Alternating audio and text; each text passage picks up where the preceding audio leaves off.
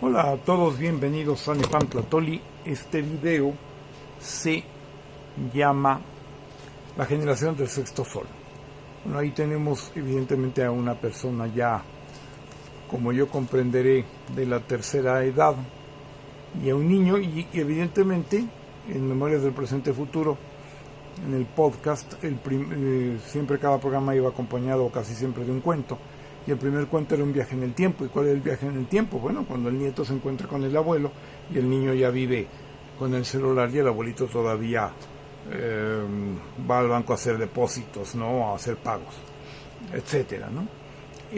Realmente estamos enfrentando una situación. Ahora, ¿cuál es la generación del sexto sol?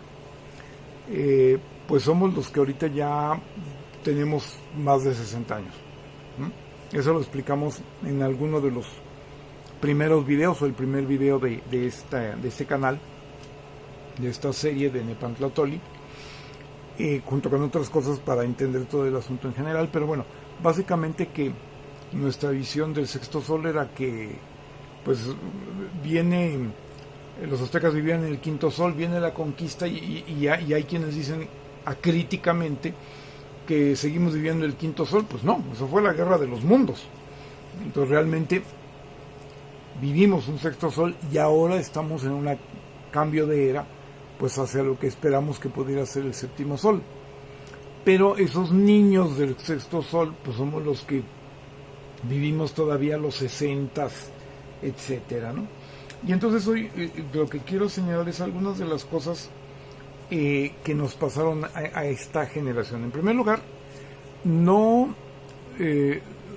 ya vivimos mejorando nuestra ascensión social, ya no vivimos como se suponía mejor que nuestros padres. Vamos a ver. Durante el estado del bienestar se suscita lo que es la movilidad social, que se daba por hecho que era hacia arriba, mejorando de una clase baja a una clase media, de una clase media a una clase media alta o algo así, ¿no? Esto fue durante el estado del bienestar. Antes del estado del bienestar, pues, y en todo lo que y para acabar pronto, incluso en todo lo que hubiera podido ser la premodernidad, pues una generación posterior a la anterior, valga el pleonasmo, la redundancia, pues se esperaba que viviera igual que su generación anterior, y ya, ¿no? Y con todo lo que fue el estado del bienestar se esperaba esta movilidad social hacia arriba. Nosotros fuimos la, con o sin comillas, primera generación que vive una movilidad social hacia abajo, más que social incluso específicamente, pues yo soy un caso característico de esto, una movilidad económica hacia abajo, aunque de alguna manera se conserve hasta cierto punto el ser clase media hacia arriba. En fin, hay ese cambio que es muy importante. Luego, en otro sentido, en las generaciones anteriores,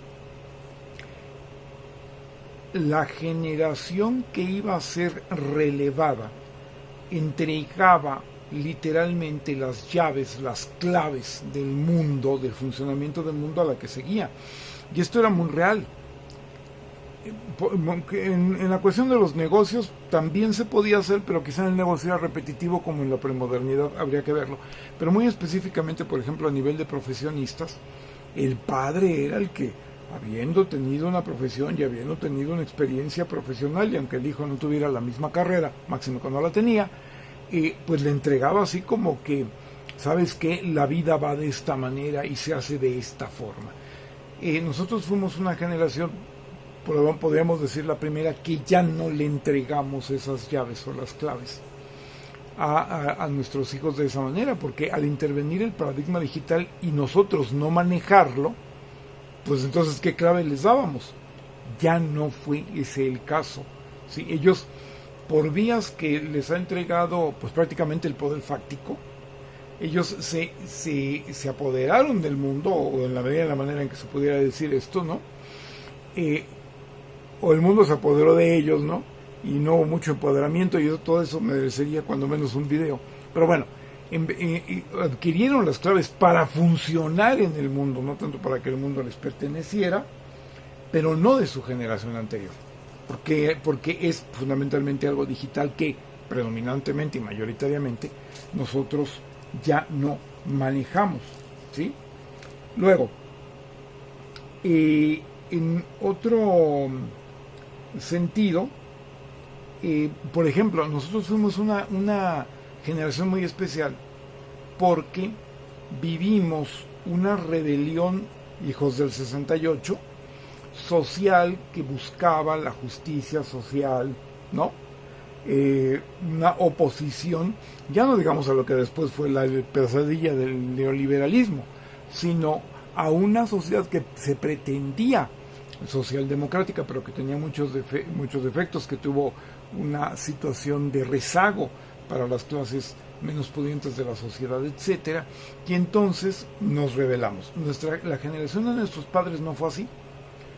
La generación de nuestros padres estaban, en términos generales, pues más bien conformes con el estado del bienestar. Criticaban mucho al gobierno, pero en realidad no querían que la situación cambiara. Se buscaba como que dentro del mismo modelo acaso las cosas funcionaran bien, pero en realidad a la hora de los cocolazos, como decíamos antes, o a la hora de realmente hacer una protesta en serio, pues no apoyaban el asunto. Yo después también entendí por qué mis dos padres tenían un terror terrible de que yo fuera a participar. A mis hermanos también, pero mis hermanos no les dio por eso, que yo fuera a participar en alguna revuelta, en alguna revolución, en alguna cuestión por el estilo. Era un miedo cerval a que yo pudiera participar de eso. Yo decía, bueno, pero ¿por qué? Pues que no están viendo que la cosa está mal y que tiene que haber un cambio. Y después, hasta ya a los 60, entendí que no, que ellos no lo veían. Ellos veían una vida que para ellos había sido buena y nosotros estábamos enfrentándonos a una vida, por un lado, de injusticia para los que menos tenían, pero por otro lado que acabó de ser totalmente contraria para nosotros. El neoliberalismo fueron 4 décadas perdidas en todo lo que hubiera sido nuestro desempeño de la vida profesional, pero ellos no lo veían así. Entonces tuvimos una generación que estaba conforme, nosotros fuimos rebeldes, o pues, hemos intentado ser revolucionarios, y luego ha venido una generación formada en el neoliberalismo, nuestros hijos, que han sido o tendido a ser muy mayoritariamente conformes, ¿no?, con las cuestiones tal y como se daban, porque ya les fue desconectado el chip de la revolución, y esa es la verdad, ¿sí?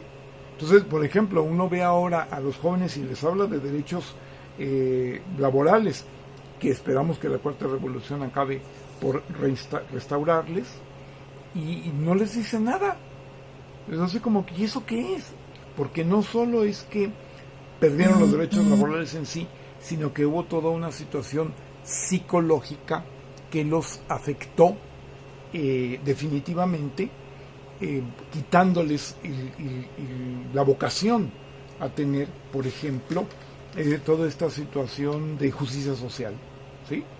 Entonces, pues, ¿qué es lo que ha pasado? Que bueno, yo considero que nosotros, que no hicimos necesariamente mucho, o al menos no yo, para este cambio que está sobreviniendo, cuando menos sí conservamos la semilla de la revolución para entregarla a una generación, pero una generación que no la acaba de aceptar. Hay jóvenes que están, desde luego, en el proceso de la transformación, pero no son ni de lejos tantos, ni tan radicales como nosotros fuimos, como los que nos precedieron fueron. Y yo simplemente lo planteo, como ya lo dije en otro video, lo mencionaré cada vez que venga el caso, que si hubo un 68, cuando en realidad esos jóvenes que se levantaron no tenían ellos problemas, el desasosiego, el asombro del gobierno y de la oligarquía era, pues si estos van a ser profesionistas y pueden ya acomodarse y tener una vida más o menos cómoda, clase mediera, etcétera, ¿por qué están defendiendo a los pobres, no? Entonces, si hubo todo este movimiento que fue lo que originó finalmente la Cuarta Transformación, el origen de la Cuarta Transformación está en el 68, si eso fue por defender los derechos de otros, imagínense si hubiera habido 7 millones, como después hubo de ninis, que no se rebelaron. No, pues si hubiera habido no 7 millones, 1 millón en los 60s de Ninís se incendia el país, ¿no? Pero bueno, esa es la diferencia de generaciones que hemos tenido, ¿no?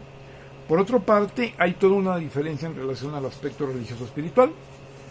Ya no hubo una religión por herencia, no es recomendable, simplemente no la hubo, y se ha dado en generar algo, o un indiferentismo total, o llegar a generar lo que en algún otro video explicaré con más detalle, que es como la verdadera vocación espiritual o de creencia de cada uno, donde realmente ya alguien escoge o no, o sigue un Dios por su lado, o no, o por ejemplo se acomoda con el budismo, que es una religión sin Dios, cuando hay algún interés, y si no, bueno, un enorme interés y toda una generación de gentes que no se están casando, porque si la relación se define, porque la mitad o por ahí se divorcia, bueno, entonces ¿para qué se casan, no?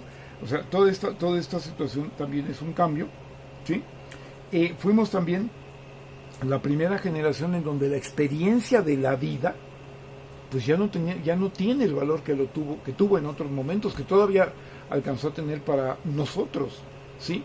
Entonces nosotros tenemos experiencia de alguna forma que los jóvenes pues no valoran, porque entre el paradigma digital, el neoliberalismo y una serie de cuestiones, esa experiencia por un lado se devaluó, ahora sí que en su valoración social, y por otro lado en realidad perdió peso específico como algo útil. Y ya para terminar, pues somos la generación que nacimos cuando todavía el único sujeto posible, el único que hacía cosas era el hombre, y vamos a morir cuando ya el hombre no está solo. Entre los neandertales y la revolución digital que ha generado la inteligencia artificial, hubo 40.000 años de soledad en que el ser humano estuvo solo, porque era el único que podía hacer cosas realmente como sujeto, ¿no? Proactivo. Ahora ya no, ahora ya nacimos siendo los únicos sujetos y vamos a morir cuando ya no somos los únicos, porque está la inteligencia artificial. Agradecemos mucho su atención a este Nepantlatol y los esperamos en el próximo.